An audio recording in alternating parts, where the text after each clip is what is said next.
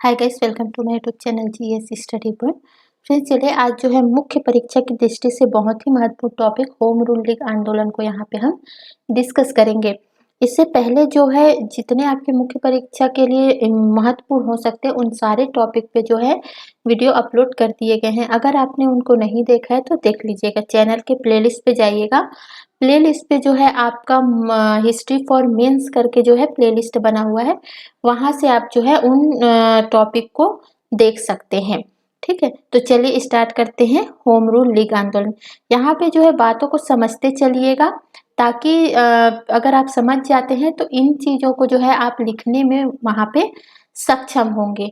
ठीक है, तो चलिए सबसे पहले हम देखते हैं कि होम रूल लीग आया कहाँ से और क्यों आया और कैसे आया। ठीक है, तो इसको पहले देखते हैं, उसके बाद हम जो है लिखना कैसे है उसको डिस्कस करेंगे। देखिए, आयरलैंड में ही जो है पहली बार जो है होम रूल शब्द का इस्तेमाल किया गया था। कहाँ पे? आयरलैंड है कहाँ पे? तो आयरलैंड है आपके यूरोप में। ठीक है, तो आयरलैंड में सबसे पहले जो है होम रूल लीग का जो है शब्द का इस्तेमाल किया गया, और इसी से जो है आपके इंडिया में जो होम रूल लीग आया है वो इसी से जो है आयरलैंड से ही प्रभावित था। ठीक है, अब ये कैसे था उसको देखते हैं। तो देखिए, आयरलैंड में क्या था 1860 में, आयरलैंड में जो यूरोप में स्थित है वहां पे 1860 में सेल्फ गवर्नमेंट की मांग चल रही थी। ठीक है, सेल्फ गवर्नमेंट स्वशासन की जो है मांग चल रही थी। क्यों चल रही थी? तो देखिए, इस टाइम क्या था, ब्रिटेन, जैसे कि भारत जो है ब्रिटेन का औपनिवेशिक था, ब्रिटेन के अधीन था, उसी तरह आयरलैंड भी जो है ब्रिटेन के अधीन था। ठीक है, तो इसलिए जो है वहां की जनता ने जो है सेल्फ गवर्नमेंट या स्वशासन की मांग की थी 1860 के आसपास। उन्होंने कहा था ठीक है, आप जो है रूल करना चाहते हैं तो आप जो है रूल जो है ब्रिटेन का ही होगा, लेकिन जो यहाँ की जो गवर्नमेंट है, जो गवर्नमेंट होगी वो जनता के द्वारा चुनी जाएगी, मतलब जनता की गवर्नमेंट होगी। ठीक है, और इसी को इसमें कुछ प्रोग्रेस नजर आ रहे थे, और प्रोग्रेस के चलते जो है ब्रिटेन की जो पार्लियामेंट है, जो ब्रिटिश पार्लियामेंट है, वहां पे जो है 1920 में जो है 1920 में जो है यहाँ पे सेल्फ गवर्नेंस की जो है बिल जो है यहाँ पे पास हो गया था। ठीक है, तो इस तरह जो है आयरलैंड में जो है सेल्फ गवर्नमेंट के लिए जो होम रूल के लिए जो बिल था वो 1920 में पास हुआ। अब भारत में ये किस तरह से आया? तो भारत में देखिए आया कैसे, तो देखिए ये जो है एनी बेसेंट नाम की एक महिला थी, एनी बेसेंट के थ्रू जो है ये भारत में आया। कैसे? तो देखिए 1893 में जो है एनी बेसेंट जो है पहली बार जो है भारत आती है, और ये भारत होम रूल उस टाइम जो है ये होम रूल लीग के लिए नहीं आती है। एक्चुअली में वो जो है थियोसॉफिकल जो सोसाइटी होती है, थियोसॉफिकल जो सोसाइटी ऑफ इंडिया जो है, इसको जो है ज्वाइन करने के लिए जो है मद्रास में आती है। ठीक है, जैसे ये इसको ज्वाइन करती है, ठीक है, तो इसके कुछ ऐसे काम होते हैं जिसकी वजह से जो है इनकी जो है फैन फॉलोइंग जो है बहुत ज्यादा इंडिया में बढ़ जाती है, बहुत ज्यादा इनको सपोर्ट मिलता है, और इसी के चलते जो है इंडिया में जो है जनता जो है इनके जो है सोच को, इनके विचारों को जो है पढ़ना चाहती है। तो इसलिए जो है इसी टाइम पे जो है एनी बेसेंट द्वारा आपने पढ़ा होगा एक कॉमनवेल और न्यू इंडिया करके जो है पत्रिका जो है इनके द्वारा मतलब निकाली जाती है। ठीक है, किनके द्वारा? एनी बेसेंट के द्वारा। ठीक है, और इसके साथ जैसे जैसे निकालते वैसे वैसे जो है इनकी फैन फॉलोइंग तगड़ी होती जाती है। ठीक है, और इनकी जो रुचि है, जो एनी बेसेंट की रुचि है, वो भारत की जो राजनीति है या इनके जो फ्रीडम स्ट्रगल है, इस पे जो है इनकी रुचि बढ़ने लगती है, और इसी की वजह से जो है ये जो है 1914 में, ठीक है, एनी बेसेंट जो है 1914 में जो है कांग्रेस को ज्वाइन कर लेती है। ठीक है, और इनकी पॉपुलैरिटी इतनी ज्यादा हो जाती है कि इनको कांग्रेस में स्थान मिल जाता है, और एक टाइम पे इनको जो है वहां पे स्पीच देने का मौका मिलता है 1915 में। तो जब इनको स्पीच देने का मौका मिलता है तो ये जो है वहाँ पे जनता को संबोधित करती है और ये कहती है कि जिस तरह से आयरलैंड में, मतलब मैं आयरलैंड की हूँ, और जिस तरह से आयरलैंड में होम रूल लीग का जो आंदोलन चल रहा है, किस तरह से वहाँ पे होम रूल सेल्फ गवर्नमेंट की मांग की जा रही है, वही चीज़ जो है हमें जो है इंडिया में भी करनी चाहिए ताकि इंडिया में भी जो है सेल्फ गवर्नमेंट मिल सके, वहाँ यहाँ भी जो है स्वशासन जो है लागू हो सके। ठीक है, लेकिन जो है यहाँ पे जो कांग्रेस होती है वो जो है इनकी इस मांग को या इस चीज को जो है इग्नोर कर देती है और इससे जो है मना कर देती है।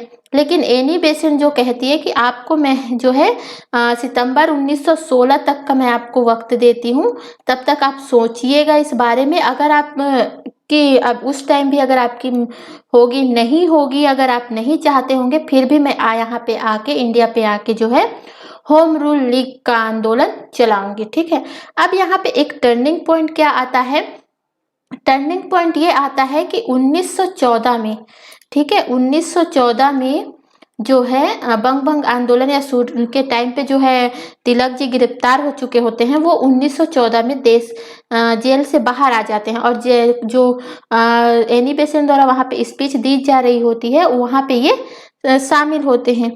तो ये जो है इस जो एनी बेसेंट की बातें होती है इससे ये जो है बहुत ज़्यादा प्रभावित होते हैं और जैसे एनी बेसेंट जाती है तब ये सोचते हैं कि वो जब भी आए पर मैं जो है अब जो है यहाँ पे होम रूल जो है आंदोलन को यहाँ पे शुरू करूँगा। ठीक है, तो इसी के चलते जो है लखनऊ अधिवेशन में 1916 में जो है ये जो है घोषणा करते हैं कि मैं जो है होम रूल आंदोलन चलाना चाहता हूँ, पर जो है वहाँ पे जो है मना कर दिया जाता है। कहाँ पे?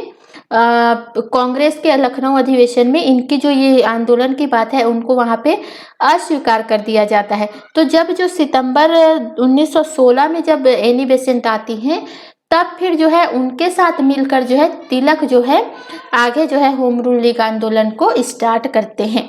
ठीक है, तो अब आगे उसके बाद क्या होता है ये चीज़ें जो है हम यहाँ पे डिस्कस करेंगे। अगर इससे क्वेश्चन बनते हैं तो आपको किस तरह से उसको लिखना है। तो देखिए, आप लिखेंगे कि होम रूल लीग की शुरुआत जो है 1913 में आयरलैंड के होम रूल लीग और उसके नेता रेडमान के द्वारा जो है एनी बेसेंट को दिए गए सुझावों के आलोक में हुई थी। ठीक है, और भारत को स्वतंत्र कराने के लिए जो है होम रूल आंदोलन प्रारंभ करने का सुझाव भी दिया गया था ताकि भारत के लिए भी जिस तरह आयरलैंड में है वहां भी भारत के लिए भी स्वशासन शांतिमय उपायों से प्राप्त किया जा सके। अब इन्हीं सुझावों के आलोक में एनी बेसेंट के दिमाग में होम रूल लीग के गठन का विचार आया, परंतु वे इसे मूर्त रूप दे पाती इससे पहले क्या हुआ, बाल गंगाधर तिलक द्वारा 1916 में बेलगांव में हुए प्रांतीय सम्मेलन में डोमिनियन स्टेट हासिल करने के उद्देश्य से Akhil Bharatiya home rule league के गठन की घोषणा कर दी गई। इससे क्या हुआ कि जो एनी बेसेंट है, एनी बेसेंट पे भी उनके जो समर्थकों का दबाव बनने लगा और उन्होंने भी जो है होम रूल लीग आंदोलन की जो है सितंबर 1916 में इंडिया आई और उन्होंने वहाँ पे होम रूल लीग आंदोलन की स्थापना की घोषणा कर दी और जो जार अरुणडेल थे उनको जो है उस संगठन का क्या बना दिया, सचिव बना दिया। ठीक है, अब हम देख लेते हैं कांग्रेस का जो लखनऊ अधिवेशन हुआ था उसमें क्या हुआ था। तो लखनऊ के कांग्रेस अधिवेशन की तो अध्यक्षता सबसे पहले किसने की थी, तो अंबिका चरण मजूमदार द्वारा जो है अध्यक्षता की गई थी। इस अधिवेशन में दो प्रमुख निर्णय लिए गए थे। एक तो क्या था कि उग्रवादी नेताओं और कार्यकर्ताओं को कांग्रेस में वापस लिया गया। ठीक है, अर्थात दोनों वापस एक हो गए। ठीक है, जो उग्रवादी और उदारवादी जो थे वो जो है एक हो गए और कांग्रेस और मुस्लिम लीग के बीच भी जो है एक समझौता हुआ जिसके तहत एक निर्णय लिया गया कि दोनों दल मिलकर ब्रिटिश उपनिवेशवाद के खिलाफ संघर्ष करेंगे और राष्ट्रीय आंदोलन में एक दूसरे का सहयोग करेंगे। ठीक है, ये जो हुआ कि सारे जो हैं कार्यकर्ता यहाँ पे एक हो गए हैं। इसके एवज में कांग्रेस ने मुस्लिम लीग की एक प्रमुख मांग पृथक निर्वाचन को स्वीकार कर लिया, जिसका प्रावधान 1909 में माल्य मिंटो सुधार में किया गया था। ठीक है, इतना है। अब देखिए क्या होता है कि इस अधिवेशन में तिलक ने जो है पार्टी से अनुरोध किया कि एक जन आंदोलन आरंभ किया जाए, अर्थात कौन सा, होम रूल लीग आंदोलन। लेकिन कांग्रेस ने इसे क्या कर दिया, स्वीकार नहीं किया या अस्वीकार कर दिया, क्योंकि कांग्रेस में बहुमत अभी भी उदारवादियों का ही था। ठीक है, अतः तिलक ने बेसेंट के साथ मिलकर फिर आगे जो है 1916 में जो है इस आंदोलन को चलाया। क्लियर है। अब देखते हैं कि तिलक और जो बेसेंट के होम रूल आंदोलन का जो क्षेत्र था वो क्या रहा। तो देखिए, हालांकि इस आंदोलन का सर्वप्रथम विचार बेसेंट के मन में आया था, लेकिन इसका क्रियान्वयन जो है सर्वप्रथम किसने किया, तो सर्वप्रथम जो किया तिलक द्वारा किया गया। ठीक है, वस्तुतः तिलक व बेसेंट के नेतृत्व में यह आंदोलन चला। तिलक ने 28 अप्रैल 1916 में अपने लीग का गठन किया, जिसकी 6 शाखाएं थी। तिलक ने जो गठन किया था जिस लीग का, उसकी 3 शाखाएं थी। कौन कौन सी, तो कर्नाटक, महाराष्ट्र में जो बॉम्बे वाला क्षेत्र है उसको छोड़कर बाकी जो क्षेत्र थे वहां पे चलाए गए। फिर मध्य प्रांत, बराक का क्षेत्र था जो है इनके अंतर्गत आता था। शेष जितना भारत है वो बेसेंट के साथ था, मतलब बॉम्बे के साथ भी, बाकी बस कुछ ही जो जगह था वो जो है तिलक के साथ था और बाकी जो है बेसेंट के साथ था। और तिलक वाले लीग का जो मुख्यालय कौन सा था, तो पूना था। और बेसेंट के लीग का मुख्यालय कहा जाता है तो वो था मद्रास। ठीक है, अब जो है उस टाइम पे जो बेसेंट जब आई थी Bharat theosophical society of India को ज्वाइन करने के लिए, तो उन्होंने कॉमनवेल्थ और जो है न्यू इंडिया नामक जो है पत्र निकाले थे। तो उसी को उन्होंने जो है उसी के द्वारा क्या किया, इसका जो है प्रचार प्रसार शुरू कर दिया। तो बेसेंट ने क्या किया, अपने दैनिक पत्र न्यू इंडिया एवं साप्ताहिक पत्र कॉमनवेल्थ के द्वारा इसका प्रचार प्रसार किया। इससे भारतीय राजनीति में नई चेतना व एक नई शक्ति का संचार हुआ और उदारवादी राजनीति अप्रासंगिक होती चली गई और उग्रवादी राजनीति में अपनी प्रासंगिकता साबित की। अब क्या हुआ कि इस आंदोलन की सफलता को देखते हुए कांग्रेस ने एनी बेसेंट को अपनी कलकत्ता अधिवेशन जो 1917 में हुआ था उसकी अध्यक्षता पद पर आमंत्रित किया, क्योंकि इन्होंने 1914 में ही जो है ज्वाइन कर लिया था कांग्रेस को और ये 1917 में कलकत्ता अधिवेशन में जो है अध्यक्ष बन गई। इस प्रकार वे कांग्रेस की अध्यक्षता बनने वाली कौन बन गई, प्रथम महिला। दूसरी कौन है, तो सरोजिनी नायडू। ठीक है, इसी बीच मॉन्टेग्यू चेम्सफोर्ड रिपोर्ट जो है प्रकाशित हुई। इसके प्रकाशन के साथ भारतीय नेताओं में मतभेद उत्पन्न हो गया और कांग्रेस के उदारवादी नेता ने इस घोषणा को भारत का क्या कहा, मैग्ना कार्टा कहा। वही उग्रवादी नेता तिलक ने इसे क्या कहा, सूर्य विहीन उषा काल कहा, अर्थात इसे असंतोषजनक एवं निराशापूर्ण माना। लेकिन दूसरी ओर तिलक की सहयोगी बेसेंट ने इस सुधार को पर्याप्त माना और आंदोलन की जो है अपील की। तिलक और बेसेंट में जो है वैचारिक मतभेद उत्पन्न हो गए, क्योंकि तिलक जो है चेम्सफोर्ड जो सुधार थे उसके पक्ष में नहीं थे, लेकिन जो बेसेंट थी वो उसकी पक्ष में थी और तिलक व बेसेंट में वैचारिक मतभेद उत्पन्न हो गए। इससे जो है लीग के कार्यकर्ता जो है जब नेतृत्व करने वाले के बीच ही जो है अगर इस तरह से मतभेद उत्पन्न होते हैं तो उनके जो कार्यकर्ता हैं या उनके जो समर्थक है वो किसके पक्ष में जाएंगे, तो वो लोग जो है भटक गए। और इस समय जब जनता को एक सक्षम मार्गदर्शन की जरूरत थी, तिलक एक मानहानि का मुकदमा लड़ने लंदन चले गए। अब जब ये दिग्भ्रमित हो रहे थे तो उनको एक तरह से सही मार्गदर्शन या सही मार्ग पे लाने की जरूरत थी, लेकिन उस समय जो है तिलक जो है बाहर चले गए, लंदन चले गए और अनेक महीनों तक अपने कार्य क्षेत्र से अनुपस्थित रहे।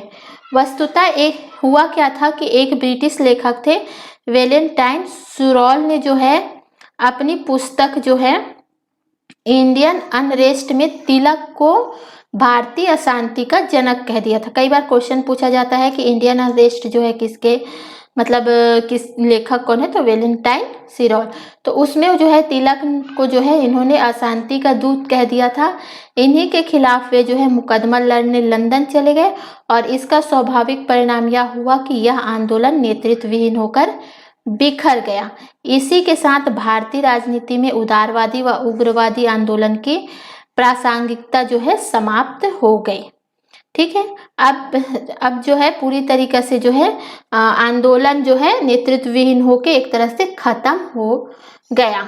ठीक है, अब देखते हैं हम निष्कर्ष क्या लिख सकते हैं इस पे कि भले ही होम रूल लीग जो आंदोलन है वो स्वशासन या डोमिनियन स्टेट के लक्ष्य को हासिल करने में असफल रहा, परंतु इसने भारतीयों में राजनीतिक जागरूकता पैदा करने में भारतीय जनमानस में गांधीवादी आंदोलन शैली का राजनीतिक प्रशिक्षण मिला और साथ ही साथ राष्ट्रीय आंदोलन में शिथिलता व निष्क्रियता को तोड़ने में इसने जो है सफलता प्राप्त की।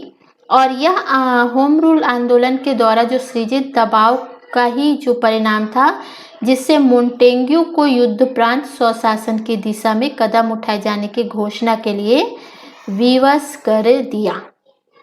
ठीक है, इस तरह जो है आप अपने आंसर को लिखेंगे। उम्मीद करती हूँ कि आपको चीज़ समझ आया होगा। अगर वीडियो कैसा लगा प्लीज़ कमेंट बॉक्स में कमेंट ज़रूर कीजिएगा, लाइक ज़रूर कीजिएगा, क्योंकि यही लाइक और कमेंट ही है जो मुझे मोटिवेट रखते हैं। तो थैंक यू फॉर वॉचिंग।